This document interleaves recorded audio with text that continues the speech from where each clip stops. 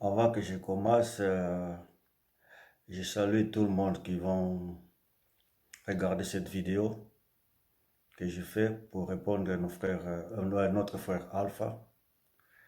Antes de me começar, boa tarde a todos, todas as pessoas que vão assistir esse vídeo. Bonjour à tout le monde qui va regarder cette vidéo. Réponse na nini frère Alpha tunaki soki mwasi na mobali bakoza ba camarade. Naozwa penda temps penda te, excusez-moi. Parce que Moussala, eleki makambo ebele ezalaki ya kosala nazwa temps te ntango mosusu bokotaki na sujet mosusu je sais pas. Réponse na ngai ekozala ke mwasi na mobali bakoki kozala bakamarade soki bango mibale baza bacélibataire. Ekoki kozala bakamarade parce que na bango mibale so baza bacélibataire bakoki kozala bakamarade. Parce que mwasi aza na copain ou bien mobali oyo akokontrole ye te, mobali pe aza na copine oyo akokontrole ye te. C'est pour cela que na bango mibale tellement baza ba célibataire bakoki kozala ba camarade. Mais le problème eyaka sikoyo tango sikoyo bakomaka na ba engagement ki camarade wana ekontinuaka lisusu te. Parce que batana bango bandai kozala nango ya kokutana ube ya kosolola ekozala lisusu bien penza lisusu te. Ça veut dire que côté wana okomona mobali soki azala na copine akoma kosalela camarade ya copain na ye akoma kosalela ye zuwa. Mwasi pe soki azwi copain akoma kosalela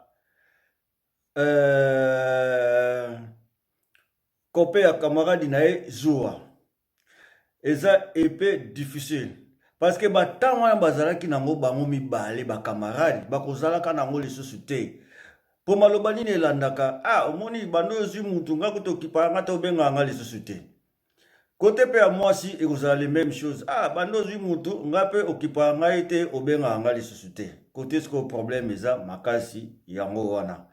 Donc, qui camarade na bango normalement il faut ekatama automatique. Automatique il faut ekatana. Ndebo bandaki kozala kobenga na tango nyonso ekozala susu ndenge wana te. Parce que beaucoup ça après beaucoup benga na après une semaine, beaucoup benga na après 2 semaines pour moi. Parce que mutu na mutu engagement na ye. Il faut acquiper engagement oye azui. Ki camarade wana tango pe yo lingaki mobali na yebite soko yebisaki ye vérité. Ke nazalaka na camarade na ngai moko boye ya mobali tosololaka na ye mingi. Kote mobali pe tango yo zwi pe engagement na yebite soko yebisa mwasi no nazalaka na camarade na ngai moko tosololaka mingi. Parce que mosusu ekendaka nango na mensonge. Camarade na ngai moko kaka boye, camarade na ngai moko kaka boye. Mwasi siko na momana akokoma kosalela ozuwa.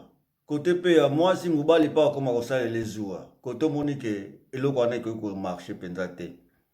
Oyo nga nakoki koloba eza yango wana eza difficile eloko wana emarche parce que bomesanaki bino mibale eza na 2 personnes moko so baye kokota lisusu kati na bino.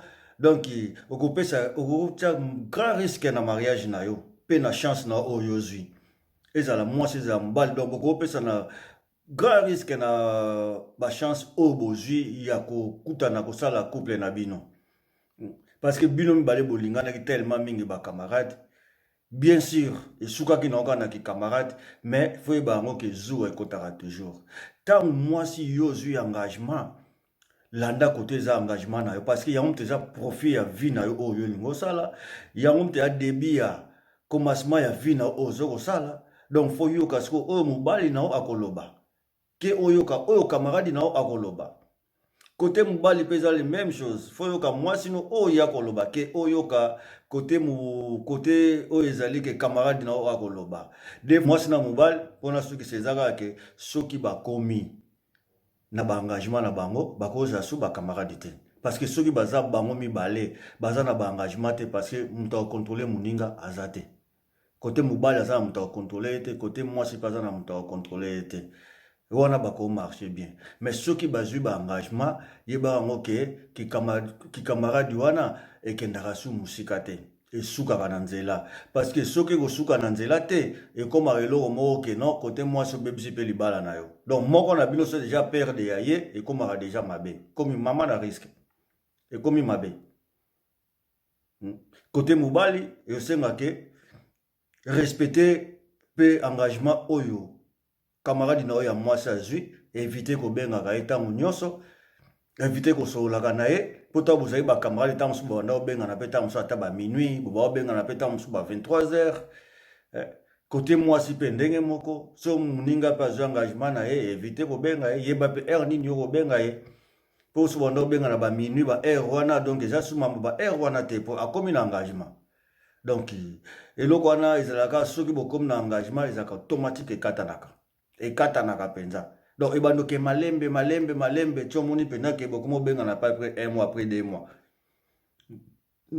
parce que zuwa ezalaka toujours donc mpo na ngai soki baza bacélibataire ça va marcher mais soki baza na baengagement et je pense mpe ekomarche te esimbaka te donc esimbaka ta moke kutu te so bana baengagement esimbaka ta moke te parce que nga na kozala na mwasi na nga boye tovandi nabenga intel boye donc atiki nanu yo ozosolola na ye mpo akanisi abenga intel boye aobenga mpe intel yango azwi na 1 heure de temps na telefone yo atiki yo isole kote mobali mpe nabenga intel boye masa na ngai bobanda osolo masolo na bino bien atiki yo abengi intel wana ntango mosusu omona mpe 1 heure de temps yo atiki yo isole omoni kote baproblème eyaka mwana bazwu ebandaka yango wana parce que mwasi akomonaka ozwa kointeresse mingi na camarade ino ke ye mobali mpa komonaka ozwa interesse mingi na camarade ino ke ye donc kote problème ezalaka yango wana mais soki eza na sens ke mwasi na mobali oyo bamarie bakoki kozala bacamarade ça je te dis que c'est vrai ça c'est normal parce que soki bobalana po bokoma bacamarade eza c'est normal eza nde conduite na bino ezokende ndenge bozomemela makambo na bino